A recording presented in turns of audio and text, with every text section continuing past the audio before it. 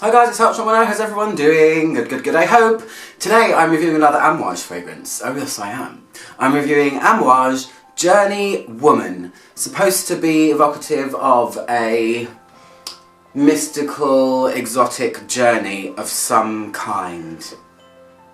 I don't know where.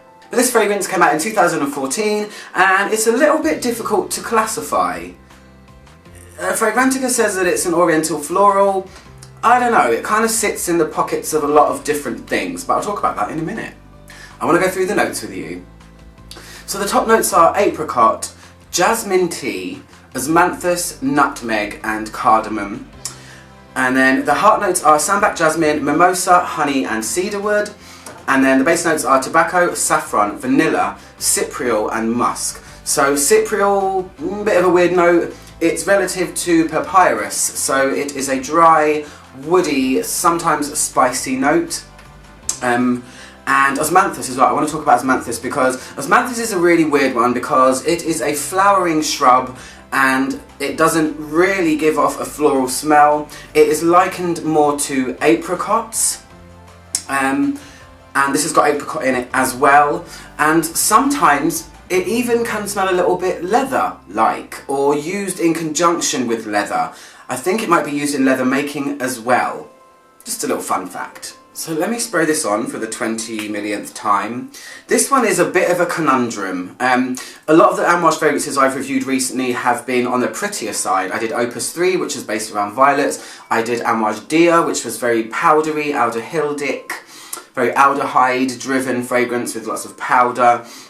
And this one we're stepping back again into the territory of Amouage where it's kind of a little bit unconventional, a bit unusual. And this fragrance has a lot of things going on. There's a lot of characteristics in it. And I feel like it's kind of slightly juxtaposed. It doesn't sit in the pretty category. It sits true to what Amouage normally do, which is something just a little bit more unusual. And I like it. So when I first spray it, it feels decidedly exotic, which is really cool. It feels like it might fit into something that's themed on the Silk Road or a trade route, because it has a big amount of saffron to me. And saffron to me smells very dry. It's like exotic hay kind of smell. Saffron. I've had it for ages. And my interpretation of it is that it smells like exotic dry hay. It's given this fragrance a dryness. There is a light spice to it as well. You have nutmeg in there, which gives a kind of dry, woody character to a fragrance, I think, as well as a bit of spice. And the other main thing that I can smell when I first spray it is honey. There is honey in abundance in this fragrance. It is not a thick, gloopy, luscious type honey. It's the more floral side of honey.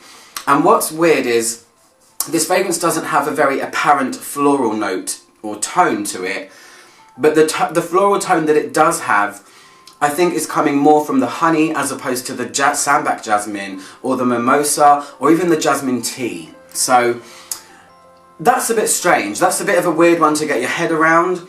There's also in here, when it starts to dry a little bit, a leathery type feeling. So you have this fruity, apricot-driven osmanthus type of thing going on, together with this dry saffron, a bit of spice from the nutmeg, which is also making it dry. You have this tea-like note that also gives a herbal dryness to it, and then you have this almost dry honey-like smell, which gives it a floral. So things are coming from directions that you wouldn't normally find them coming from.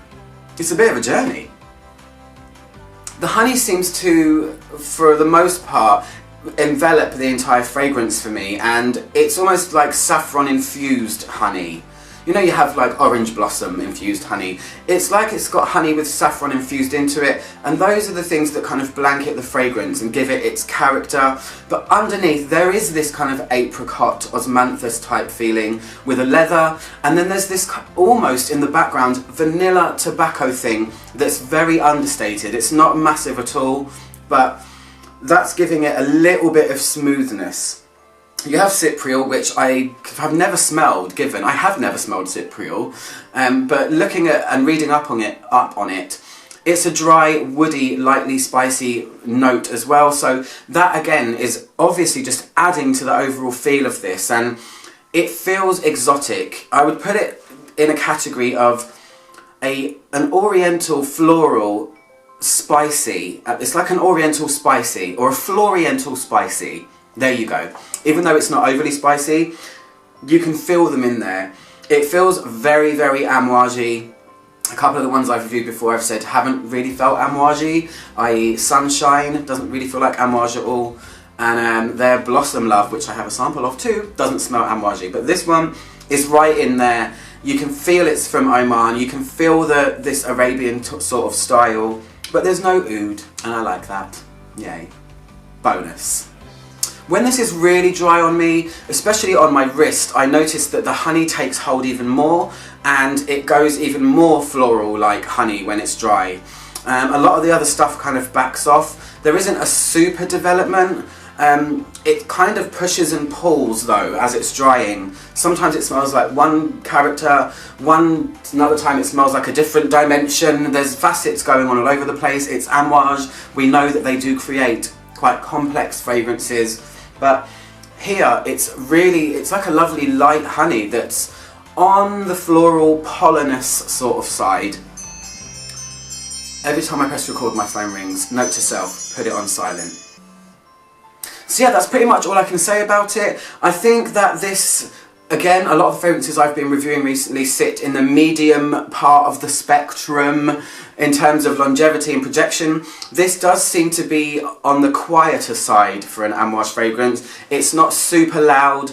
It's not one of their fragrances where it really projects and it's super kind of incensey and bold and spicy. It is on the lighter side, which is quite unusual for an Amouage, but that's really nice, and it is one of the most beautiful bottles in their collection. It's gold and maroon, and it's really nice in person. I wish I had the bottle to show you, but I don't, unfortunately. But it's a good one. It's a good addition. It does kind of stand out from their collection for being just kind of uncategorizable, if that's even a word, and I like that about it. That's a fun thing. So I get about 6 to 7 hours out of it when it's at full pelt, but still it's quite quiet. It's not, like I said, one of those big ones. And the development, like I said, it pushes and pulls when it's wet, but then when it's dry, it's really more about honey on me. But definitely try it out on your skin, as always. Anyway, if you guys want to get this fragrance, head on over to latino.co.uk, they sell it there. I will post direct links below. I'm Alex from Mono, click my logo down there to subscribe, or hit the subscribe button, and I'll see you guys soon for another review. Goodbye.